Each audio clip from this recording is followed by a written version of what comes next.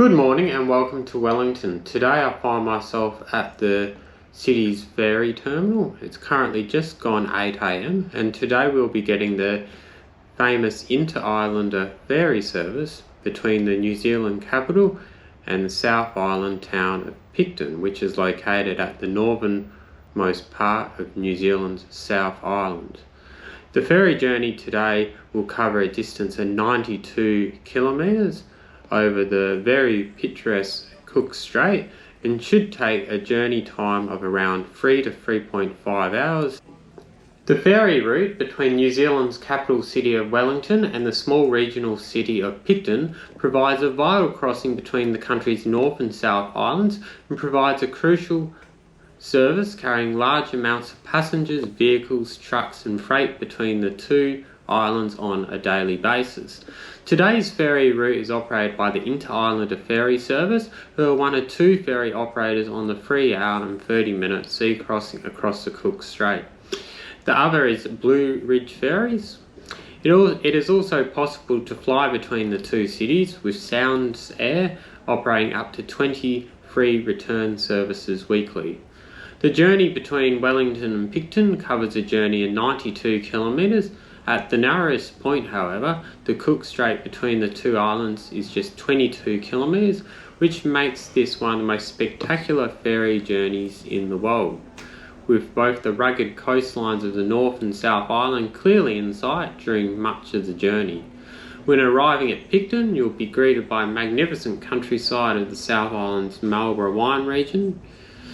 The service is owned and operated by Kiwi Rail, which is New Zealand's state-owned railway operator. Although in 2017, for marketing purposes, the InterIslander Ferry became part of the Great Journeys of New Zealand brand, along with 4 other scenic passenger services in New Zealand. These include the Northern Explorer, Coastal Pacific and Transalpine train services. Typically, the InterIslander operates 4 return services a day between the two, with 3 of them during the day, in addition to a late evening crossing. We'd recommend getting the early morning service if your day is starting in Wellington, as it will give you all the afternoon to drive up to your next destination, such as Christchurch. Although if departing Picton, it may be worth getting a later departure, because you might be starting your day elsewhere, and you need to allow considerable time to get up to Picton. Getting to Wellington Ferry Terminal is a breeze, as it is located in the Port Harbourside district of Wellington, which is only several kilometres from the centre of the city. It's certainly possible to walk here from much of the city's hotels, although it may be more convenient to take the InterIslander's Wellington Terminal shuttle bus, which departs from platform 9 at Wellington Station 50 minutes prior to all departures. Taking a taxi or Uber if travelling with lots of luggage, or if the weather is poor, is also another option. Alternatively, if driving, there is plenty of signage that will direct you to the ferry terminal, which is merely a few minutes drive away. When it comes to checking in at Wellington, it really depends on whether you're boarding on foot as a passenger or whether you're bringing a vehicle on board. With the former, you'll have to check in at the passenger terminal, where it's recommended you arrive at least 45 minutes before departure, and you'll need to produce your booking confirmation and proof of ID to be given your boarding pass. If driving directly, proceed to the loading area, where staff will confirm your booking and direct traffic onto the ship, where you will enter the passenger cabin from your car after parking on board. As a passenger who's going on board on foot, you will need to check in any large items at the terminal, and you can take smaller carry-on items on the boat. For larger group coach services or any kind of large groups, it's possible they may also arrange a luggage cart that can take care of everyone's luggage in the one go. Now that we've sailed out of Wellington Harbour and are well on our way across the Cook Strait, now would be a great time to just sit back, relax and enjoy some of the magnificent, largely unedited footage of the journey across the Cook Strait today. Midway through the journey, I'll offer my thoughts on the food and beverage service available on board, and also give you a rundown of some of the amenities that will keep you occupied throughout the journey. Later on, as we arrive into Picton, I'll also offer my final thoughts on the journey itself and how I rated the overall experience.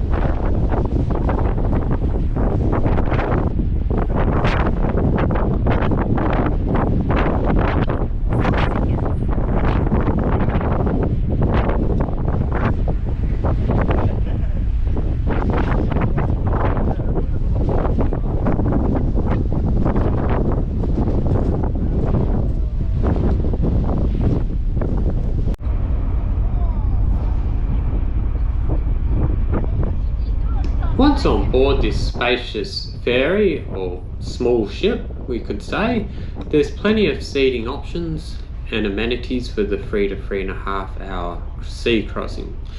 Throughout the journey you're free to move around and about the vessel, and are also able to venture out to several outside decks where there's magnificent views basically for the whole journey. So it's well worth getting out there at some point during your journey, but just be prepared for quite cold and blustery conditions, and so yeah, dress for the occasion. There's plenty of comfortable recliner chairs at the front of the ferry if you're particularly into relaxing or just taking it easy, and there's plenty of food court style seating as well in case you want to get something to eat from the buffet or the cafe, or you just want to sit down with a laptop or do some work or something like that. So there's several cafes on board. There's also a bar on board which is open at particular times, not during this particular sailing however. There's also a children's playground, rest areas for truck drivers, and onboard Wi-Fi. There's concierge desk, there's gift shop, tourist information counter, and even a cinema where you can book a screening at the start of your journey. There is an excellent range of food and beverage options on board that you can purchase at the several cafe and main buffet on board, which include main meals, pastries, snacks, cakes and desserts. You're then largely free to move around the vessel to consume food and beverage wherever you like. On board you can also purchase a wide range of drinks including barista made coffee and alcoholic beverages. On some services there's even a dedicated bar. Prices were fairly reasonable in my opinion. For this trip, direct crew interaction is rather limited, as everything is on a buy on board basis. No surprises here. This just means you'll need to go up to one of the several cafes or restaurants on board should you wish to buy anything. There's also a dedicated concierge counter and a tourist information deck, which however is a huge plus, as they're happy to help out travellers in making any of their further travel arrangements at their onward destination. The crew also did well to keep us updated on the progress of the journey and up to date with all the latest safety information, and they orchestrated boarding and disembarkation in a very orderly fashion. So well done to the crew on this.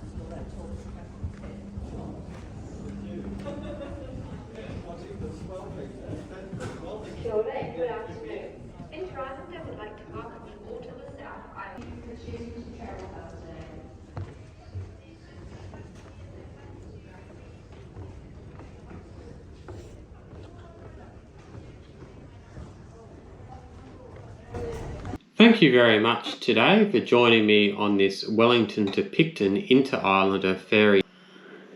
If you like this video, could you please give me a subscribe on YouTube and also like this video.